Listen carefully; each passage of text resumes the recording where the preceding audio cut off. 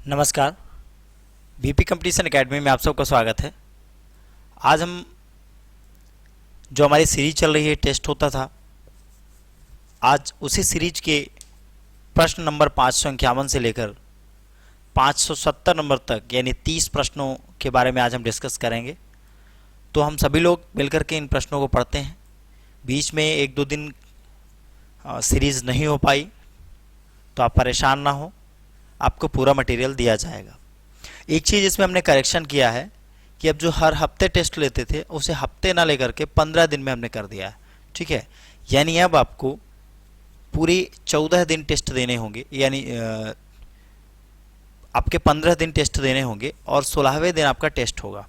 ठीक है, तो थोड़ा सा प्रश्न संख्या बढ़ जाएगी तो उसमें प्रश्न बनाने में ज़्यादा सही रहेगा। यानी लगभग 400 प्रश्न टारगेट होंगे, तो 400 प्रश्नों में से 100 प्रश्न बन जाएंगे तो आपको भी समझ में आएगा थोड़ा सा, और प्रश्न बनाने में भी आसानी होगी। ठीक है, इस दृष्टिकोण से इसको जो है थोड़ा सा बढ़ा दिया गया है 15 दिन। तो आप सभी लोग ध्यान से इन सभी टेस्टों को देते रहें और ध्यान से देखें। तो चलिए हम शुरू करते हैं 551 नंबर प्रश्न की। 551 नंबर प्रश्न कहता है कि पेशवा ने अंग्रेजों की सहायक गठबंधन को किस संधि के द्वारा स्वीकार किया? पुरंदर की संधि के द्वारा, बसाई की संधि के द्वारा, सालवई की संधि के द्वारा, सुरजी अर्जुन गांव की संधि के द्वारा। ठीक है, 4 ऑप्शन आपके स्क्रीन पर है, सभी को आंसर देना है। कुछ लोग पूछ रहे हैं कि सर रिजल्ट कब तक आएगा? टेंशन ना लें, 1-2 दिन के अंदर रिजल्ट आपको दे दिया जाएगा। ठीक है, तो सभी लोग अच्छे से पढ़ते रहें। सिस्टम इशू की वजह से थोड़ा सा टाइम लग गया है, इधर उधर हो गया है, तो परेशान ना हो, कंटिन्यू चलेगा वो, बस मेहनत करते रहें आप लोग। तो इसका राइट आंसर सभी लोग बता रहे हैं, option number B right answer होगा, बसाई की संधि। यानी बसाई की संधि पर 31 दिसंबर 1802 में बाजीराव द्वितीय और ब्रिटिश ईस्ट इंडिया कंपनी के द्वारा हस्ताक्षर किए गए थे। यह संधि पूना की लड़ाई के बाद की गई थी। ये जो संधि है बसाई की संधि, यह पूना में लड़ाई हुई थी, पूना पैक्ट के नाम से जानी जाती है, उसके बाद यह संधि की गई थी। तो इस तरह से हम अगले प्रश्न पर चलते हैं। अगला प्रश्न हमारा आपकी स्क्रीन पर है। कहता है अंग्रेजों की सहायक गठबंधन की नीति का पहला शिकार कौन था? अंग्रेजों की सहायक गठबंधन की नीति का पहला शिकार कौन था? अवध था, मेवाड़ था, मैसूर था या हैदराबाद था? जब भी यहां पर सही उत्तर की बात करें तो सही उत्तर, चूंकि सहायक गठबंधन की बात की जा रही है, तो इसका जो सही उत्तर होगा वो क्या हो जाएगा? Option number D, Hyderabad. ध्यान से समझिएगा, सहायक गठबंधन एक ताकतवर राज्य और उसके अधीन कमजोर राज्य के बीच में होता है। अंग्रेजों के सहायक गठबंधन का पहला शिकार हैदराबाद का निजाम बना था। लॉर्ड विल्सन ने इसका प्रतिपादन किया और जो हैदराबाद का निजाम था उसको पहला शिकार सहायक गठबंधन का बना लिया। यानी बोला कि आप कमजोर, आप मेरे साथ मिल जाओ तो उसको कुछ बड़ा करते हैं। कुछ इस तरीके से उन्होंने आश्वासन दे दिया। तो इस तरह से ये option number D right answer होगा। अगले प्रश्न पे चलते हैं। अगला प्रश्न आपके स्क्रीन पर है। ठीक है, क्या कहता है ध्यान से समझिएगा। कहता है राष्ट्रीय स्वयंसेवक संघ में सरसंघ चालक कौन होता है? ध्यान से समझिएगा, राष्ट्रीय स्वयंसेवक संघ में सरसंघ चालक कौन होता है? आरएसएस अध्यक्ष होते हैं, या आरएसएस प्रांत अध्यक्ष होते हैं, या आरएसएस क्षेत्रीय अध्यक्ष होते हैं, या इनमें से कोई नहीं होता? तो जब भी इसके राइट आंसर की बात करें तो ऑप्शन नंबर ए जो है सही उत्तर होगा। क्योंकि ध्यान से समझिए, क्योंकि आरएसएस के अध्यक्ष के रूप में जो सरसंघ चालक, इन्हीं को कहा जाता है जो आरएसएस के अध्यक्ष होते हैं, इन्हीं को। ठीक है, तो इस तरह हम अगले प्रश्न पर चलते हैं। अगला प्रश्न 554 नंबर आपकी स्क्रीन पर है। यह प्रश्न सीधा सा है। कहता है यह कथन किसने कहा था कि अंग्रेजों ने बंगाल में 1765 से 1772 के बीच लुटेरों का राज्य स्थापित किया? जी.डब्ल्यू. फॉरेस्ट ने, लॉर्ड मैकाले ने, के.एम. पणिक्कर ने, नंदलाल चटर्जी ने। 4 ऑप्शन आपकी स्क्रीन पर हैं, सभी को ध्यान से इसका आंसर देना है। यह कथन किसने कहा था? कि अंग्रेजों ने बंगाल में 1765 से 1772 के बीच लुटेरों का राज्य स्थापित किया था। जब भी इसके सही आंसर की बात करें तो ऑप्शन नंबर सी जो है राइट आंसर हो जाता है। सभी लोग आंसर देते रहा करो, ऑप्शन नंबर सी जो है राइट आंसर हो जाता है। अब ध्यान से समझिए, के एम पणिक्कर एक पत्रकार थे, ये विद्वान भी थे और ये इतिहासकार भी थे, और इतना ही नहीं ये कूटनीतिज्ञ भी थे। यानी 1780 के दशक में ब्रिटिश के बारे में इन्होंने लिखा था, के एम पणिक्कर साहब ने। तो option number C right answer होगा, सभी लोग ध्यान रखना। अगला प्रश्न आपकी स्क्रीन पर है। अगला प्रश्न क्या कहता है कि अवध को किस आधार पर ब्रिटिश क्षेत्र में अधिग्रहित किया गया था? किस आधार पर किया गया था? व्यापकता का सिद्धांत, कथित कुशासन का सिद्धांत, अनुदान का भुगतान न करने के कारण, या फिर विदेशी शक्तियों के संपर्क? चार ऑप्शन आपके स्क्रीन पर है, सभी लोगों को राइट आंसर देना है। जब भी इसके ऑप्शन की बात करें अवध के किस आधार पर, तो ऑप्शन नंबर बी जो है राइट आंसर होगा, क्योंकि यहां पर प्रश्न ने पहले ही बोल दिया है कि ब्रिटिश क्षेत्र में अधिग्रहित किया गया था, कौन सा आधार था। ठीक है, तो यहां पर ध्यान से समझें, अवध एकमात्र ऐसी भारतीय रियासत थी जिसका अधिग्रहण कथित कुशासन के आधार पर किया गया था। अवध पर फरवरी 1856 में अवध पर फरवरी 1856 में कब्जा किया गया था। कब किया गया था? कब्जा किया गया था ब्रिटिशर्स के द्वारा फरवरी 1856 में। तो इस तरह से हम चलते हैं अपने अगले प्रश्न पर। अगला प्रश्न आपके स्क्रीन पर है, ठीक है, ध्यान से समझिएगा। ठीक है, ये देखिए आपके अगला प्रश्न आपके स्क्रीन पर आ चुका है।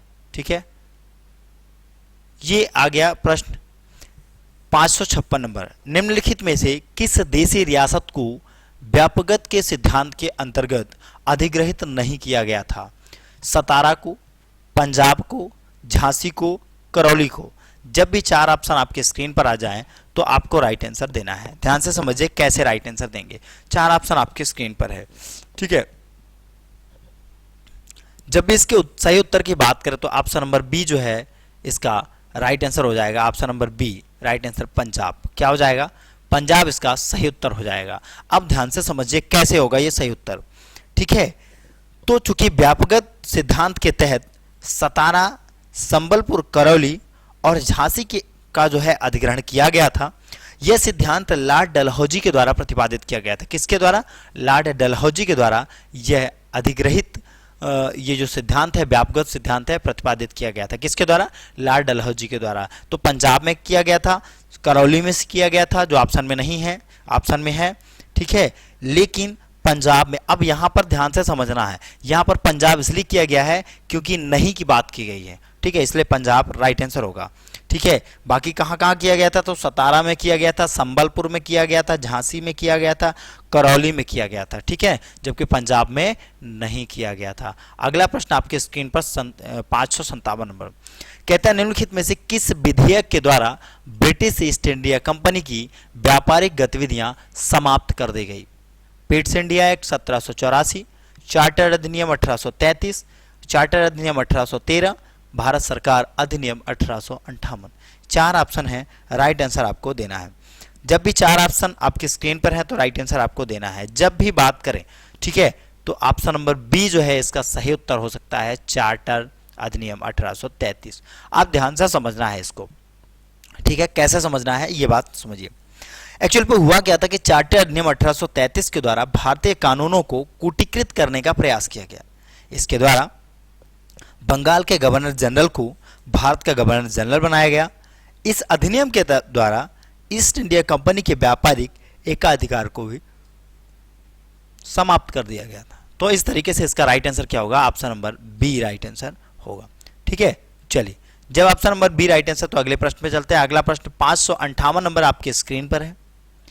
ये कहता है, निम्नलिखित घटनाओं का सही क्रम बताएं। तीन घटनाएं ये दे रहा है, इनको सही क्रम बताएं। पहला मैकडोनेल आयोग, दूसरा क्या है? पहला औद्योगिक आयोग, तीसरा क्या है? पहला वित्त आयोग। यदि इनके घटनाक्रम की बात करें तो ये एक्चुअल पे सही क्रम में पहले से ही लिखे हुए हैं। ऑप्शन नंबर ए सही आंसर होगा। अब ध्यान से समझिए कैसे होगा, इसको मैं आपको बताता हूं। एक्चुअल पे हुआ क्या था कि मैकडोनेल आयोग का गठन जो है वो 1901 में हुआ। ध्यान से समझिए, पहला क्या दिया हुआ है? पहली घटना दी है मैकडोनेल। मैकडोनल्ड का जो गठन है वो 1901 में लॉर्ड कर्जन के द्वारा किया गया। पहला औद्योगिक उद्योग का जो गठन है वो 1916 में किया गया था। डेट नोट करते जाइएगा। पहले में क्या, जो मैकडोनल्ड आयोग का गठन लॉर्ड कर्जन के द्वारा 1901 में किया गया। दूसरा औद्योगिक का जो गठन है वो 1916 में किया गया। और इस आयोग ने 1918 में अपनी रिपोर्ट सौंपी थी। कौन सा आयोग? पहला औद्योगिक आयोग ने अपनी रिपोर्ट सौंपी थी। पहले वित्त आयोग, अब अगला क्या है? पहला वित्त आयोग। तो पहले वित्त आयोग का जो गठन है वो 1919 में किया गया था। बात समझ में आ रही ना? 1901, 1916 और 1919, ठीक है, की गई। इस आयोग में कुछ एक विशिष्ट उद्योगों का शुल्क के संरक्षण की सिफारिश की गई थी, ठीक है ना। किसकी? शुल्क के संरक्षण की कि कितना खर्चा आएगा, किस तरीके से खर्चा आएगा, उसकी सिफारिश इस आयोग में, पहला वित्त आयोग में की गई थी। तो इस तरह राइट आंसर क्या होगा? ऑप्शन नंबर ए राइट आंसर होगा। अगला प्रश्न आपकी स्क्रीन पर 559 नंबर प्रश्न है। ये कहता है राजस्व बंदोबस्त की महलवाड़ी व्यवस्था की शुरुआत किस स्थान से हुई? बंगाल से हुई, बॉम्बे से हुई, मद्रास से हुई या उत्तर पश्चिमी प्रांत से हुई? चार ऑप्शन आपकी स्क्रीन पर है, राइट आंसर आपको दे रहा है।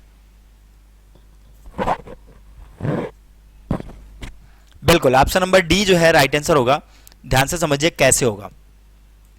ऑप्शन नंबर डी जो है राइट आंसर होगा। अब ध्यान से समझना है आपको कैसे होगा। एक्चुअल पे उत्तर पश्चिमी प्रांत यानी भू राजस्व का अस्थायी बंदोबस्त बंगाल, बिहार और उड़ीसा में लॉर्ड कॉर्नवालिस द्वारा शुरू किया गया था। रैयतवाड़ी की शुरुआत बॉम्बे और मद्रास ने की गई थी, जबकि महलवाड़ी की जो शुरुआत है, ध्यान से समझिएगा, जो रैयतवाड़ी की जो शुरुआत है वो कब की, कहाँ से की? बॉम्बे और मद्रास से की गई। जबकि वहीं पे यदि महलवाड़ी की बात करें तो उसकी शुरुआत उत्तर पश्चिमी प्रांत यानी पंजाब, दिल्ली, मध्य भारत और उत्तर प्रदेश में की गई थी। तो इस तरह ऑप्शन नंबर डी जो है राइट आंसर होगा। अगले प्रश्न पे चलते हैं। अगला प्रश्न आपके स्क्रीन पर 560 नंबर है। 560 नंबर जो प्रश्न कहता है वो हमारा क्या कहता है, ध्यान से समझना है आपको। ये प्रश्न कहता है कि 1857 में विद्रोह का सर्वाधिक प्रभाव किस राज्य में पड़ा? पंजाब में, महाराष्ट्र में, अवध या फिर मद्रास में? चार ऑप्शन आपके स्क्रीन पर हैं, जो भी राइट आंसर हो उसे आपको देना है। जब यहां पर बात की जाए 1857 की विद्रोह की, तो इसका राइट आंसर क्या बनेगा? अवध बनेगा। क्या बनेगा इसका राइट आंसर? अवध बनेगा। आप ध्यान से समझिए वो कैसे बनेगा अवध, ठीक है। एक्चुअल पे हुआ क्या था कि 1857 के विद्रोह के दौरान अवध आंदोलन का प्रमुख केंद्र था। क्या था? प्रमुख केंद्र था, यानी हेड सेंटर था, ठीक है। ध्यान से समझिए। अवध का अधिग्रहण भारत के गवर्नर जनरल लॉर्ड डलहौजी द्वारा 1856 में किया गया था। विद्रोह के दौरान बेगम हजरत महल ने अवध से नेतृत्व किया था। किसे किया था? अवध से नेतृत्व किया था। तो इस तरह इसका राइट आंसर क्या होगा? ऑप्शन नंबर सी जो है वो राइट आंसर होगा। अब चलते हैं हम अगले प्रश्न 561 नंबर प्रश्न में। ये क्या कहता है? कहता है बंगाल के विभाजन को किसने रद्द किया था? बंगाल का जो विभाजन है उसे किसने रद्द किया था? लॉर्ड कर्जन ने, लॉर्ड मिंटो ने, लॉर्ड हार्डिंग ने, लॉर्ड चेम्सफोर्ड ने? चार ऑप्शन आपके स्क्रीन पर हैं, जल्दी से आप लोग सही आंसर दीजिए। तो जब भी बात की जाए बंगाल के विभाजन की, तो इसका राइट आंसर क्या होगा? लॉर्ड हार्डिंग, यानी ऑप्शन नंबर सी जो है वो राइट आंसर होगा, लॉर्ड हार्डिंग। आप ध्यान से समझिए लॉर्ड हार्डिंग कैसे होगा। तो बंगाल के विभाजन की घोषणा 19 जुलाई 1905 को की गई, जबकि विभाजन 16 अक्टूबर को ही हो गया। उस समय लॉर्ड कर्जन भारत के वायसराय थे।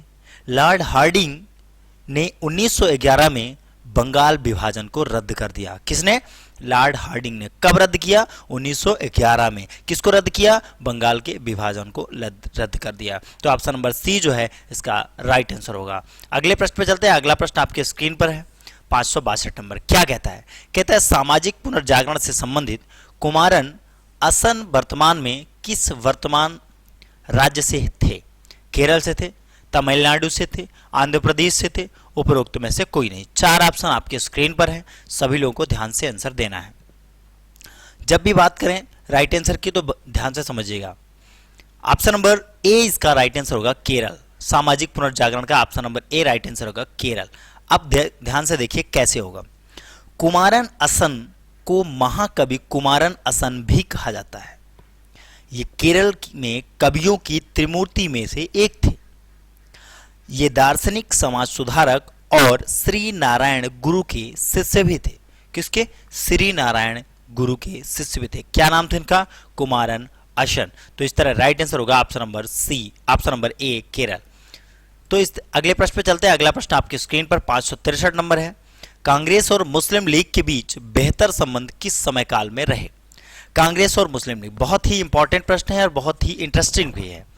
कांग्रेस की बात की जा रही है और मुस्लिम की बात की जा रही है, जिस समय दोनों की जो है तो बेहतर संबंध की बात कर रहे हैं। तो इसका राइट आंसर क्या होगा? तो ऑप्शन नंबर बी जो है राइट आंसर होगा 1916 से 1922। क्या होगा? Option number B right answer होगा 1916 से 1922। यानी कांग्रेस द्वारा मुस्लिम लीग के खिलाफत आंदोलन को समर्थन दिए जाने के बाद कांग्रेस और मुस्लिम लीग के बीच संबंध कुछ समय के लिए मधुर थे। क्या थे? कुछ समय के लिए इनका जो संबंध था वो क्या था? मधुर था। तो इस तरह राइट आंसर क्या होगा? Option number B. ठीक है, ध्यान से समझ में आई? नहीं आई? कांग्रेस द्वारा मुस्लिम लीग की खिलाफत आंदोलन को समर्थन दिए जाने के बाद जब कांग्रेस ने मुस्लिम लीग की एक आंदोलन था, खिलाफत आंदोलन, उसको समर्थन दे दिया गया, तो कांग्रेस और मुस्लिम लीग के बीच संबंध कुछ समय के लिए मधुर हो गए, मीठे हो गए, अच्छे लगने लगे, है ना, एक दूसरे को प्यारे लगने लगे। तो इस तरह हालचाल थी। चलिए अगले प्रश्न पे बात कर रहे हैं। 564 नंबर प्रश्न आपकी स्क्रीन पर है।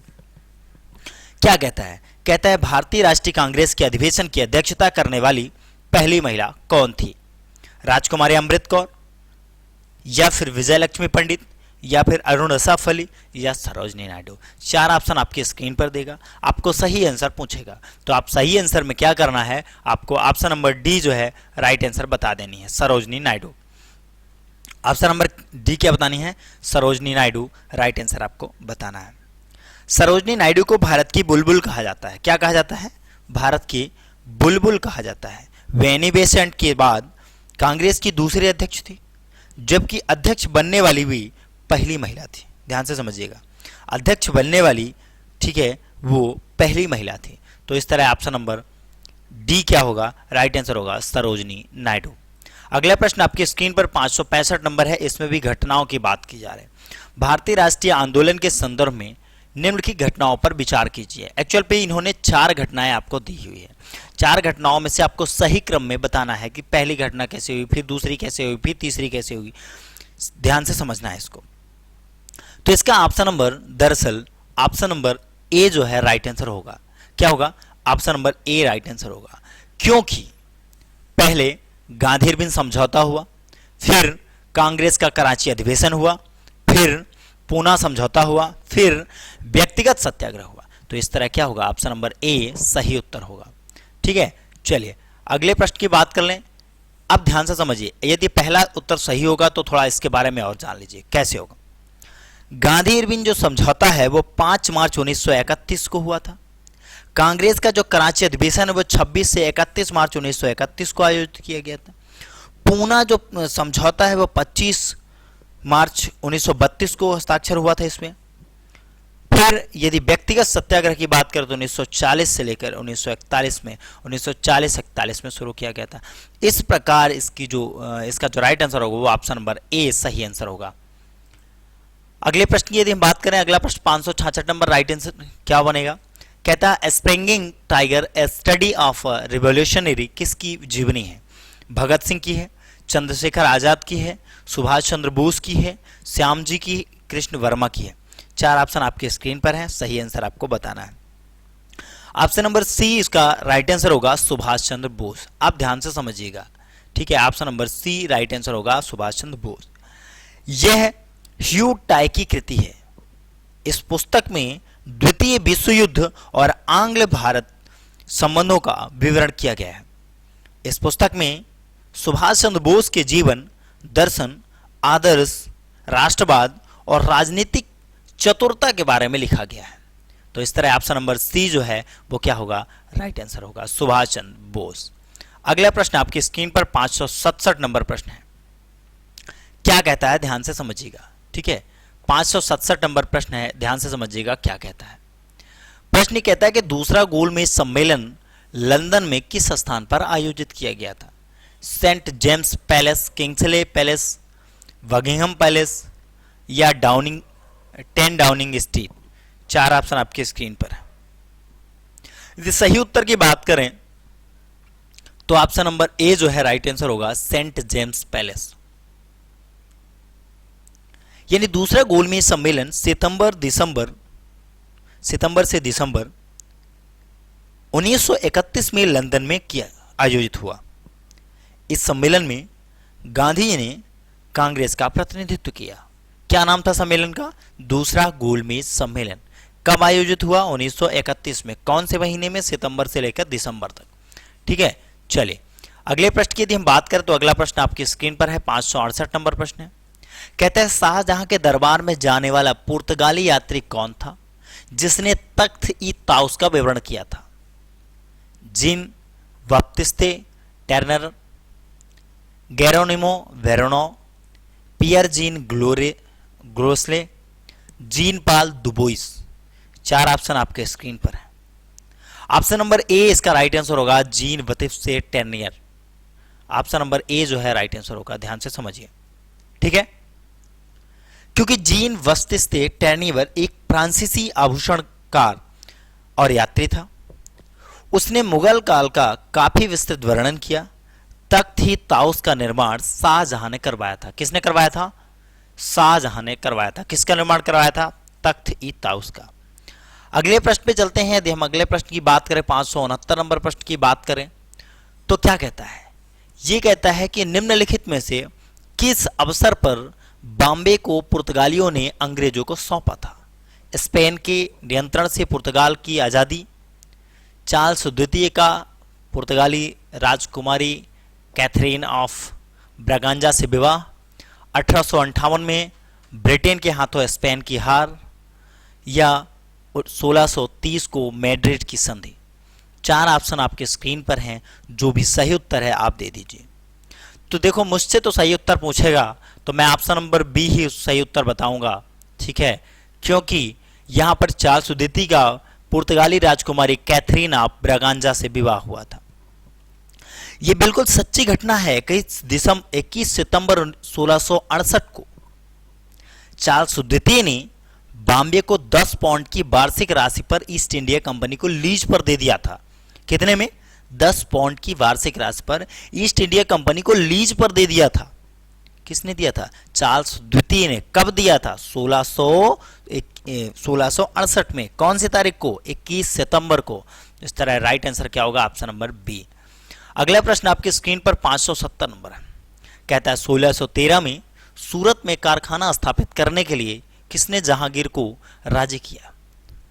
अंग्रेजों और पुर्तगालियों के बीच समझौता, पुर्तगालियों के बाहर करने के लिए मुगल साम्राज्य को नौसैनिक सहायता की पेशकश, नूरजहां को रिश्वत, अंग्रेजों के हाथों पुर्तगाली नौसेना की हार।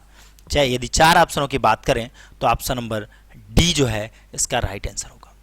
यानी 1613 में सूरत में कारखाना स्थापित करने के लिए किसने जहांगीर को राजी किया था? यदि इसकी बात करें तो अंग्रेजों के हाथ पुर्तगाली की नौसेना की हार हुई थी। यानी 1613 ईस्वी में, सॉरी कब? 1613 ईस्वी में जहांगीर ने एक फरमान जारी करके अंग्रेजों को सूरत में फैक्ट्री स्थापित करने की आज्ञा दी थी। 1612 में कैप्टन थॉमस वेस्ट के नेतृत्व में भारत में व्यापार करने के लिए 4 समुद्री जहाज भेजे। यह जहां स्वयं की रक्षा करने में समर्थ थे, पुर्तगालियों को हारने के बाद जहांगीर अंग्रेजों से प्रभावित हुआ और उसने अंग्रेजों को भारत में व्यापार करने की आज्ञा दे दी। तो इस तरह इसका राइट आंसर क्या होगा? ऑप्शन नंबर 570 का ऑप्शन नंबर डी जो है राइट आंसर होगा। अगले प्रश्न की यदि हम बात करें, अगला प्रश्न क्या है? 571 नंबर आपके स्क्रीन पर है। यह प्रश्न बड़ा ही सुंदर है। देखो क्या कहता है। कहता है भारत में ब्रिटिश, सभी लोग बहुत अच्छा आंसर दे रहे हैं, सभी लोग आंसर देते रहिए। ठीक है, ये एक प्रैक्टिस सेट होता है। भारत में ब्रिटिश ईस्ट इंडिया कंपनी की पहली प्रेसिडेंसी कौन थी? मद्रास थी, मछलीपट्टनम थी, सूरत थी या हुगली थी? 4 ऑप्शनों में से सही आंसर आपको करेक्ट करके बताना है। सही आंसर आपको करेक्ट करके बताना है, जल्दी बताइए।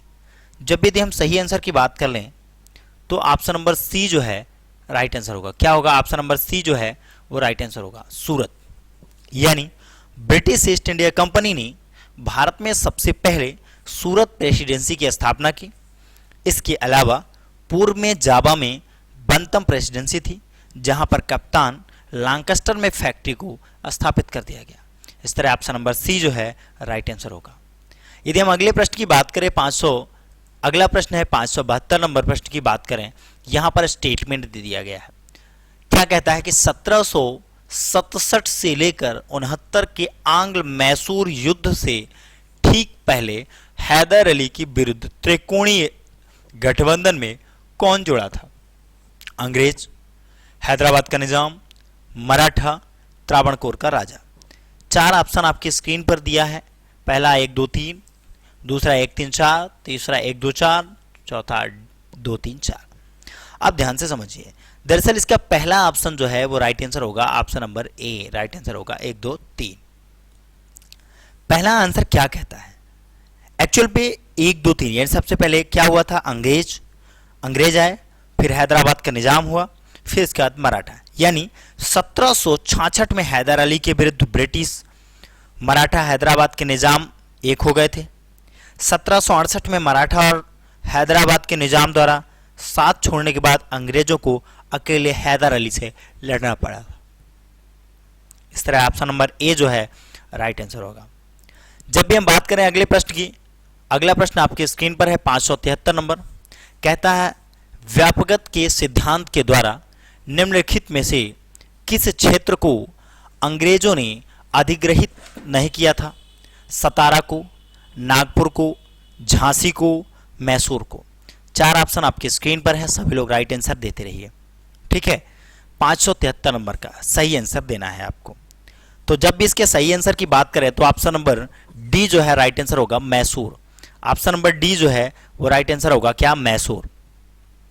यानी कंपनी ने सतारा पर 1848 में, जैतपुर और संबलपुर 1849, नागपुर और झांसी 1854, तंजौर और अर्काट 1855 में और अवध पर 1856 में कब्जा किया। ध्यान से समझिएगा, कंपनी ने सतारा पर 1848 में, जैतपुर और संबल पर 1849 में, नागपुर और झांसी पर 1854 में, तांजौर और अर्काट पर 1855 में और अवध पर 1856 में कब्जा किया गया था।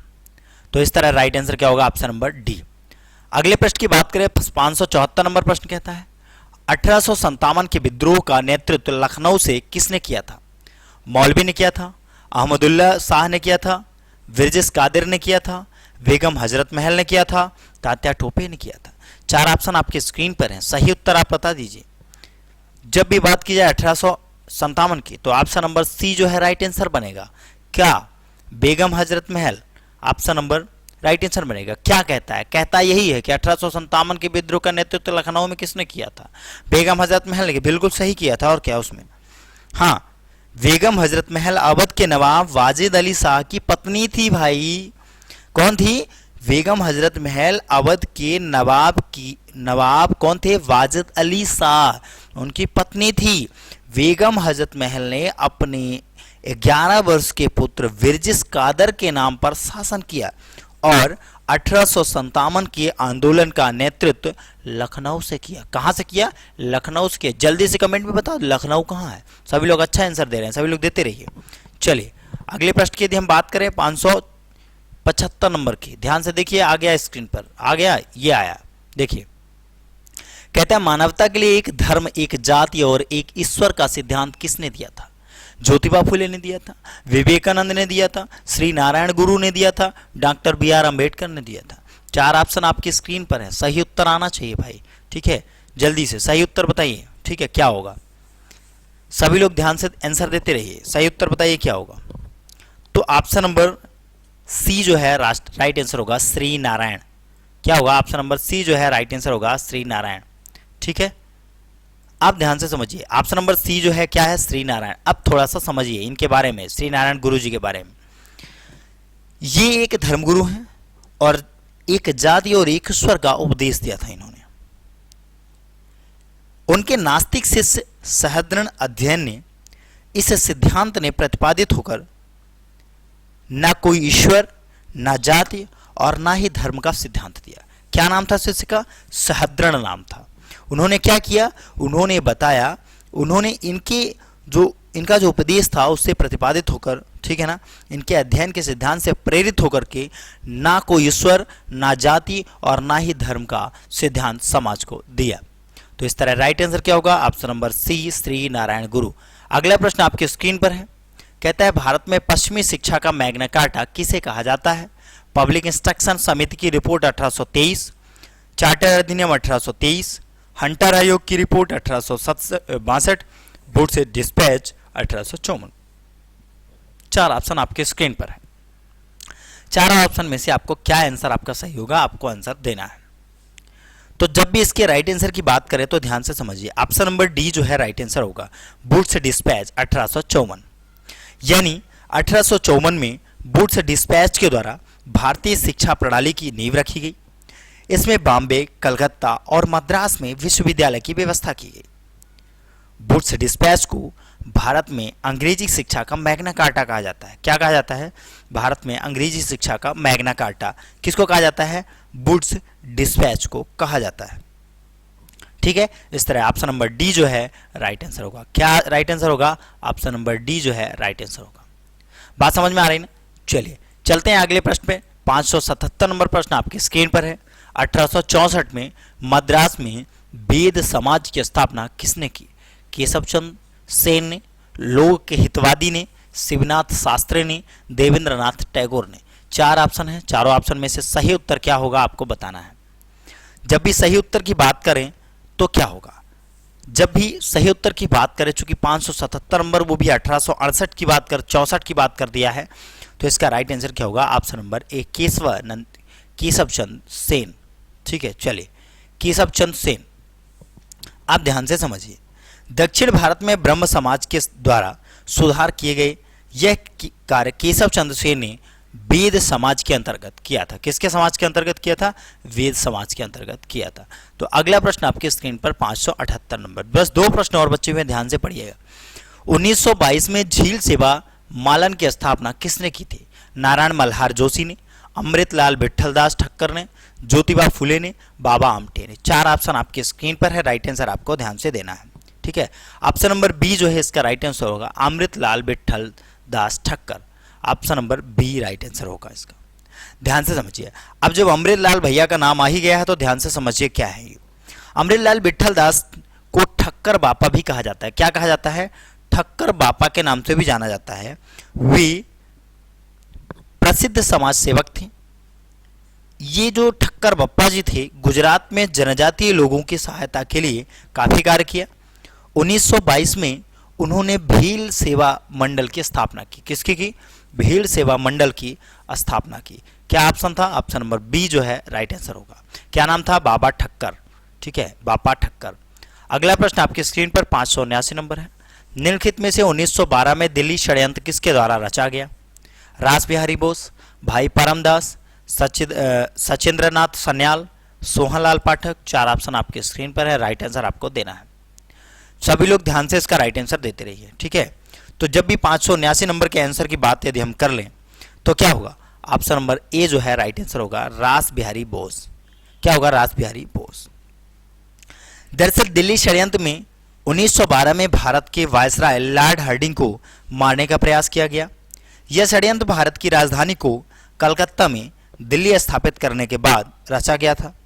23 दिसंबर 1912 को बम विस्फोट के द्वारा लॉर्ड हार्डिंग को मारने का प्रयास किया गया, परंतु यह प्रयास असफल रहा। क्या रहा? यह प्रयास जो था वो आपका असफल रहा। तो इस तरह राइट आंसर क्या होगा? ऑप्शन नंबर ए सही उत्तर होगा। चलिए अगले प्रश्न की यदि हम बात कर लें, अगला प्रश्न और अंतिम प्रश्न आपकी स्क्रीन पर है, 580 नंबर। क्या कहता है? कहता है निम्नलिखित में से गांधी जी ने पहला अनशन किस आंदोलन के लिए किया था? खेड़ा सत्याग्रह, चंपारण सत्याग्रह, अहमदाबाद मिल हड़ताल, जलियांवाला बाग हत्याकांड। चार ऑप्शन आपके स्क्रीन पर है, सही उत्तर बता दो ना भाई, क्या इशू है जल्दी से।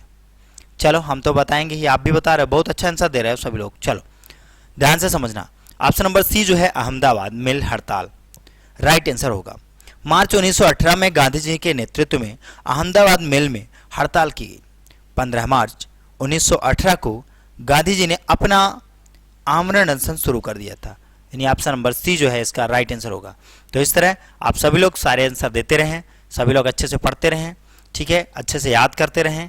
अब आपको 7 जो एक हफ्ते यानी हर संडे को होता था टेस्ट, वो हर संडे को ना होगा, प्रत्येक दूसरे संडे को टेस्ट हुआ करेगा। सभी लोग ध्यान से आंसर देते रहें, सभी लोग प्रत्येक दूसरे संडे के लिए अच्छे से प्रिपेयर रहें। 100 प्रश्न ही होंगे, टाइमिंग वही होगा 8 बजे जो अभी हमने शुरू किया था। सभी लोग ध्यान से पढ़ते रहें, ठीक है। चलिए धन्यवाद आप सबका।